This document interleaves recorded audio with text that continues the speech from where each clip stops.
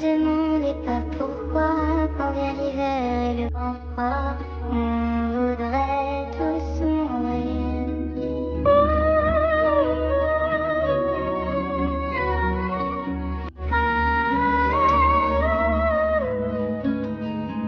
Bonjour à toutes et à tous, bienvenue sur cette nouvelle vidéo sur la chaîne. C'est la première vidéo de l'année 2025. Alors je vous souhaite à tous la santé, le bonheur, l'épanouissement pour vous et tous vos proches.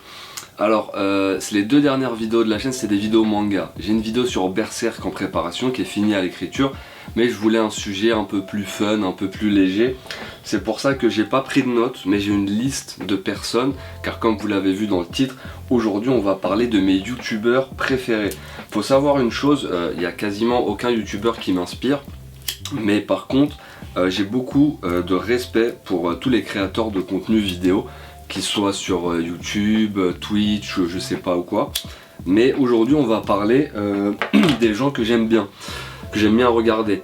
Par contre c'est pas un classement, c'est pas un top, il y a un peu de tout.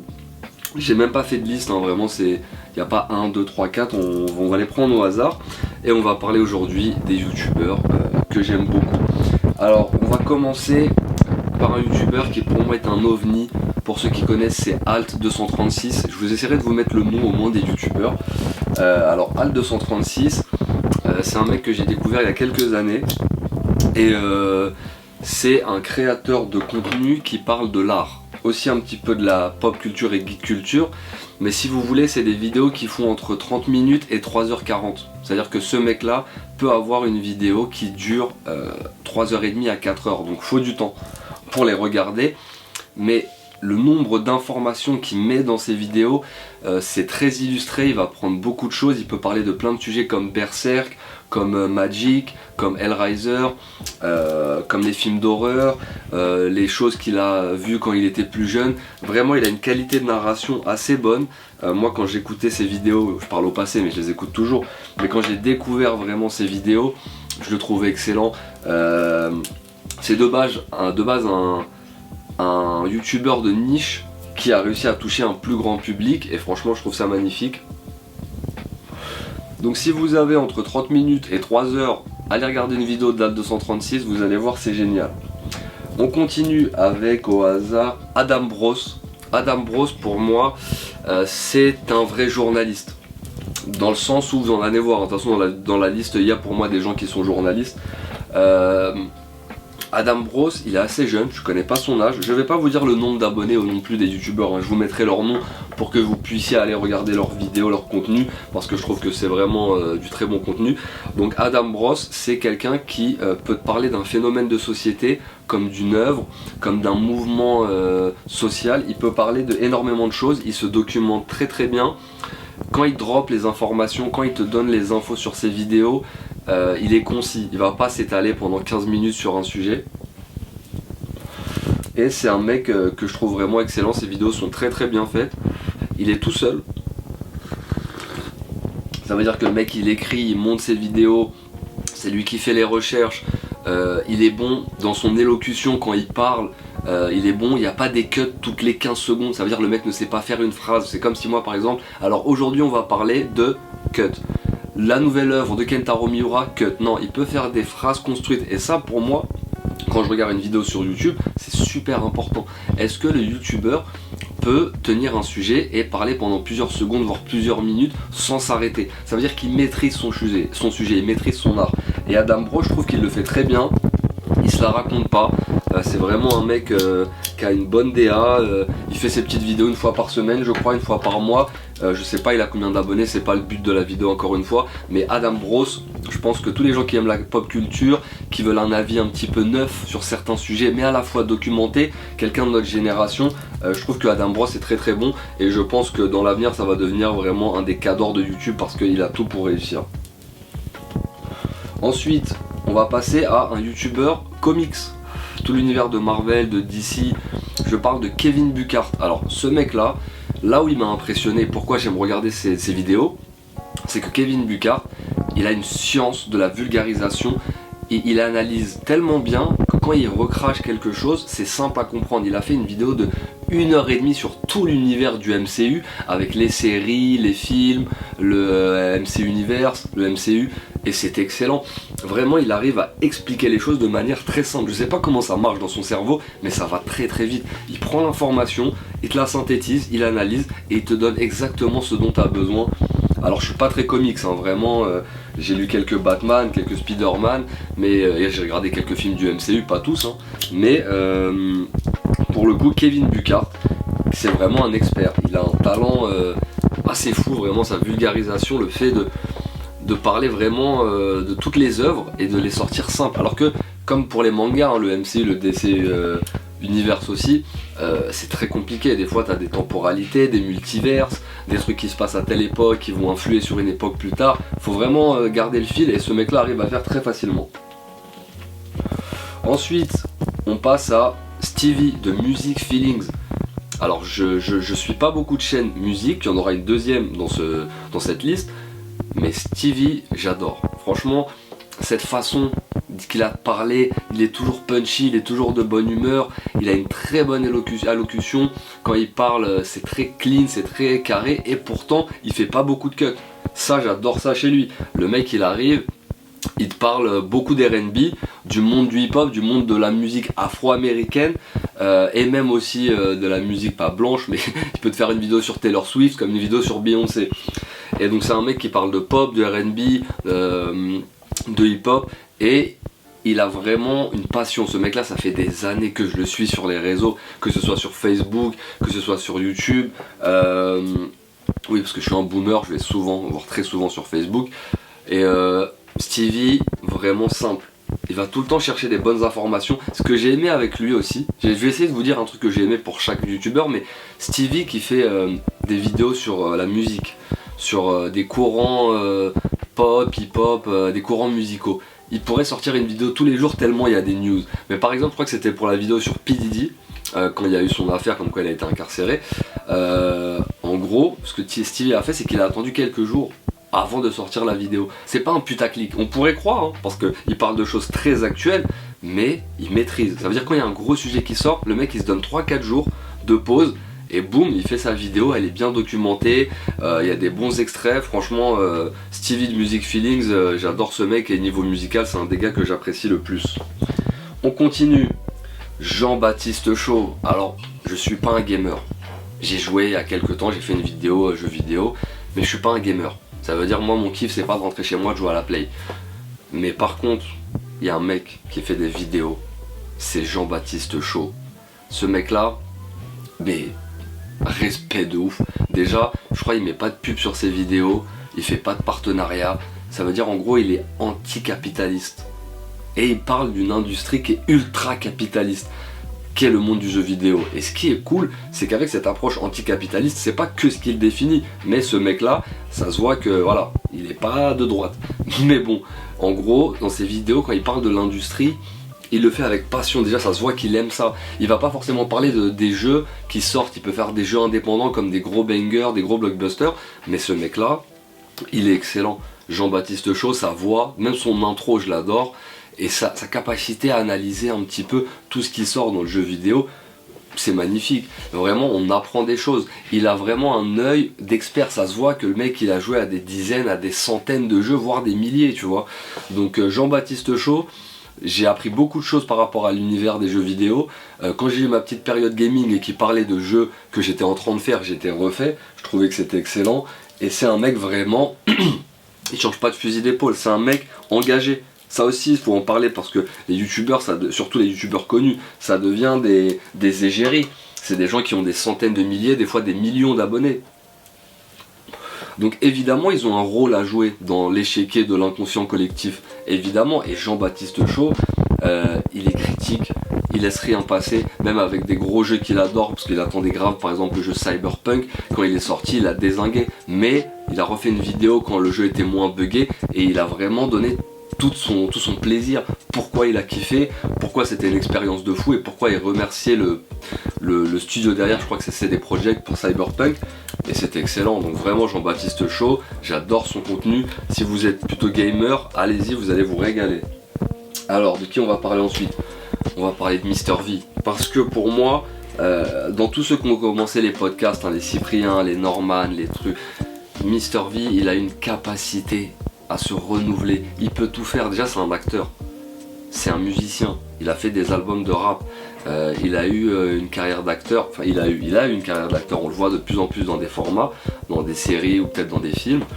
Et son contenu YouTube, il est tellement décalé. Il a tellement un humour.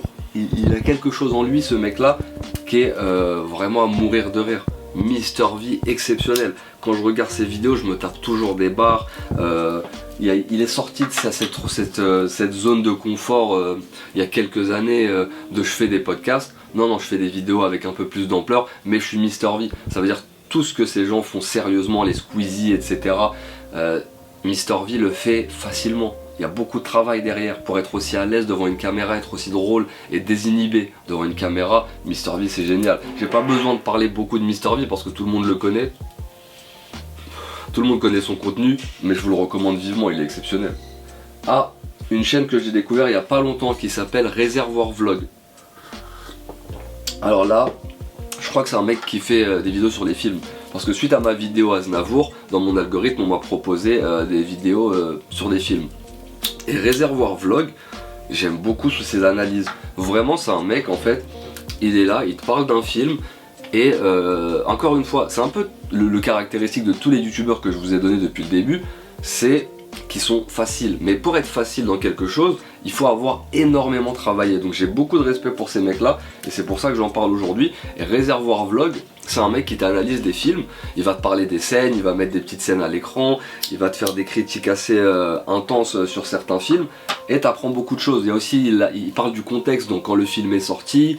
Par exemple, il a fait une vidéo sur Star Wars, qui est juste là, sur la prélogie, sur la trilogie originale, et il dit par exemple, voilà, George Lucas à ce moment-là, il décide de vendre les droits du film, mais par contre, quand il a signé le contrat, il voulait avoir tous les revenus des produits dérivés, ce qui a été accepté. Et ça t'explique comment des films ont marché, parce que quand on voit une œuvre d'art, que ce soit de la musique, que ce soit un film, une série, t'ouvres un bouquin, t'ouvres un manga, tu vois le produit fini.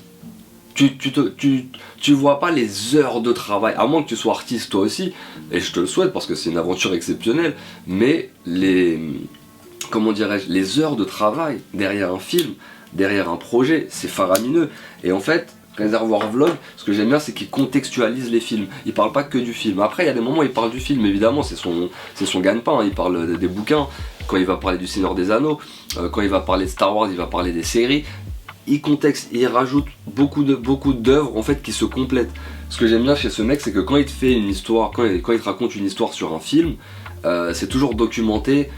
C'est toujours très bien amené, il est à l'aise devant la caméra, c'est pas un Squeezie, bon ça fait 2 fois que je shoot Squeezie, mais c'est pas un mec qui va rigoler de ouf, qui va se montrer de dingue à la caméra, mais il est très à l'aise parce qu'encore une fois, il maîtrise son sujet. Et je crois que c'est le point commun vraiment de tous les gens que je suis en train de parler, c'est des gens qui maîtrisent leur sujet. Alors on continue avec qui me reste, Lovi, L-O-V-I, encore une fois je vais mettre tous les noms à chaque fois qu'on commencera un youtubeur. Je suis, comment dirais-je, je suis devant cette vidéo de cette youtubeuse qui s'appelle Lovi et j'ai l'impression de regarder une émission. J'ai l'impression que son format à elle, dans le futur, par rapport à son analyse sur la musique, parce que oui elle fait des vidéos de musique, elle aime aussi le marketing et la communication, donc évidemment quand il y a des projets aujourd'hui dans une société capitaliste, quand on sort une œuvre d'art, on essaie de capitaliser dessus, on essaie d'avoir des retombées financières, on s'en fout un petit peu de ce que ça va amener dans l'inconscient collectif, mais par contre on veut vendre. Et elle analyse tout ça, tout le côté artistique, direction artistique, communication, marketing, projet de carrière, c'est génial. Elle parle des Américains, elle parle des Français. Et j'adore, franchement j'ai découvert ça il n'y a pas longtemps. Et Lovi, je pense qu'elle a un très bel avenir sur YouTube parce que je pense que elle va faire des vidéos de plus en plus professionnelles. Et sa rigueur et la façon dont elle fait ses vidéos, ça se voit que c'est fait sérieusement. Et ça c'est, pas que c'est important, mais c'est appréciable. Quand une vidéo est faite sérieusement, on a envie de la regarder. Quand on a quelqu'un qui sait parler, qui sait raconter une histoire, on a envie de la regarder. Et Lovi, elle maîtrise très très bien son sujet. Alors, qui il me reste? Il me reste Chechounet. Alors Sheshune, c'est aussi un youtubeur gaming. Lui, il est complètement fou. Vraiment, c'est review gaming. Je sais pas où est-ce qu'il va chercher l'inspi, mais c'est le genre de mec, il te fait rire du début à la fin de la vidéo, et en plus, il donne un avis sincère sur le jeu vidéo. Pour moi, il est pas si proche d'un Jean-Baptiste Chaud, hein, sachant que Sheshune, c'est un mec, je crois, il a 1 million d'abonnés, un truc comme ça. Il a déjà fait sa carrière sur YouTube. Mais ce que je veux dire quand il ressemble à un Jean-Baptiste Chaud, c'est parce que Sheshune, il te fait des blagues, mais il y a toujours un sens derrière. Quand il te parle d'un jeu vidéo, il sait que quand il va amener ça sur le ton de l'humour, c'est pour faire passer un argument. Bon, des fois il fait juste des blagues de cul parce que c'est très très drôle, mais sinon quand il est sérieux et qu'il donne son avis sur une œuvre, il est très très bon. Vraiment Sheshune, j'ai découvert plein de jeux grâce à lui. Alors il parle de jeux mainstream un petit peu. Je sais pas si on peut lui reprocher ça, mais Sheshune, c'est vraiment un bon moment sur YouTube. Quand tu vas regarder une vidéo de Sheshune, tu sais qu'il va te donner le sourire, il va te donner la patate. Et en plus, il y a une analyse de ça sur le média en soi. Il joue au jeu. Par exemple, je crois qu'il avait fait une vidéo sur Sekiro, et il parlait du fait de la difficulté dans Sekiro. Des gens qui abandonnaient le jeu, qui disaient ok, moi perso je rentre du taf, j'ai 1h30 pour jouer et après m'occuper des enfants, j'ai pas envie de mourir toutes les 2 secondes. Sauf que, lui son argument c'était que les gens n'étaient pas assez investis. Dans le sens où, un jeu difficile comme un From Software, t'as besoin de passer des heures et des heures dessus. Il y a un mème sur internet pour les jeux From Software, c'est quand t'arrives pas à gagner un Dark Souls ou un Sekiro, quand tu vas dans les forums, les gens ils te disent deviens bon, parce que c'est ça les jeux From Software. Et il arrive à capter l'essence des jeux. Ça veut dire que son intelligence à lui, c'est dans la lecture de qu'est-ce que le média a voulu donner aux gamers. Qu'est-ce que les gens qui ont fait le jeu ont voulu raconter comme histoire, ont voulu faire vivre comme sensation. Et ça, Sheshune, il le comprend très facilement, parce qu'encore une fois, comme Jean-Baptiste Chaud, il a passé, je pense, des heures à jouer, à poncer son sujet. Et c'est pour ça qu'aujourd'hui, il connaît les choses qui ont bien marché dans un jeu, les choses qui ont moins marché, là où il y a de la facilité, là où le studio, ils ont mis beaucoup de temps. Mais je pense que Sheshune, pour moi, avec Jean-Baptiste Chaud, c'est mes youtubeurs gaming préférés. Et je sais que le gaming sur YouTube, ça occupe une place mais incroyablement haute. Sauf que moi, c'est pas ma cam. Moi, je suis pas un gamer. J'ai joué à quelques dizaines de jeux sur PS4, mais je suis pas non plus un gamer de fou. Donc Sheshune et Jean-Baptiste Chaud, j'aime beaucoup regarder ces 2 youtubeurs. Alors le dernier, j'ai même pas fait exprès. Mais c'est un peu le meilleur pour la fin. On va parler d'un youtubeur manga. On va parler du chef Otaku. Le chef Otaku, ça fait je crois plus d'une dizaine d'années qu'il est sur YouTube. Et j'aime beaucoup parce qu'il y a beaucoup de face cam. Il y a quelques cuts, mais c'est pas des cuts toutes les 2 secondes. Là vraiment le chef Otaku, il fait des face cam où il peut vraiment donner son avis sur une œuvre. Il parle de manga. Il y en a qui l'aiment bien, il y en a qui l'aiment pas. Moi je trouve qu'il a un avis vraiment sans filtre. Après c'est pas un truc de ouf, hein. Il insulte pas des grands-mères. Bon j'avoue des fois il insulte des grands-mères, mais il est pas en mode trop vulgaire. Tu peux, genre Sheshune est beaucoup plus vulgaire que le chef Otaku par exemple.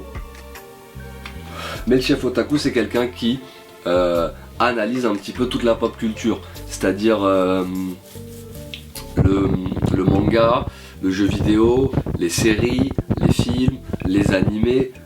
Donc il peut vraiment parler de beaucoup de choses. Et moi je l'aime bien, c'est un mec que j'aime bien. Moi je trouve que peu importe ce qu'on dit, il se prend pas la tête. C'est vraiment un gars qui aime ce qu'il fait. Évidemment il y a les instants passion, il le dit qu'il aime l'argent. Mais après bon, quand tu as travaillé plus de 10 ans sur une plateforme et que tu commences à vraiment toucher un billet et vraiment vivre de ta passion et vivre d'un truc où tu as donné quand même pas mal d'heures de travail, c'est vraiment pas mal. Et j'aime beaucoup le chef Otaku vraiment. J'ai pas grand chose à dire sur le chef parce que sur son contenu en fait il est tellement, il lui ressemble tellement que quand vous allez voir ses vidéos vous allez capter directement. Vous allez vous dire ah ok le chef Otaku c'est ça, je vois comment il parle, je vois comment il s'exprime. Si vous kiffez la pop culture, j'ai essayé de prendre comment dirais-je, j'ai essayé de prendre des youtubeurs un peu différents, un peu musique, un peu gaming, youtubeurs manga, youtubeurs un peu comique, parce que c'est ce que j'aime regarder sur YouTube. Évidemment il y a plein de youtubeurs que je ne cite même pas mais que je regarde parce que YouTube pour moi c'est mon réseau social préféré. Le fait de poser sa caméra, activer son micro et parler d'un sujet avec les gens qui aiment aussi la plateforme déjà parce que c'est un format, on arrive sur YouTube, faut aimer. Tu arrives sur YouTube, tu mets une caméra, tu tombes sur ma vidéo, tu vois un mec qui parle pendant 20 minutes mais qu'est-ce qu'il veut la huisse. Donc faut déjà kiffer comment dirais-je, faut déjà kiffer un petit peu la plateforme. Arriver sur YouTube, voir des sujets avec l'algorithme qui nous plaisent et on peut vraiment passer des bons moments. Il y a des vidéos sur tout. Les gens qui me disent ouais je vais pas sur YouTube, c'est parce que vous avez pas une passion assez forte. Quand tu aimes quelque chose, tu vas sur YouTube, on t'en parle, tu prolonges le moment, tu vois.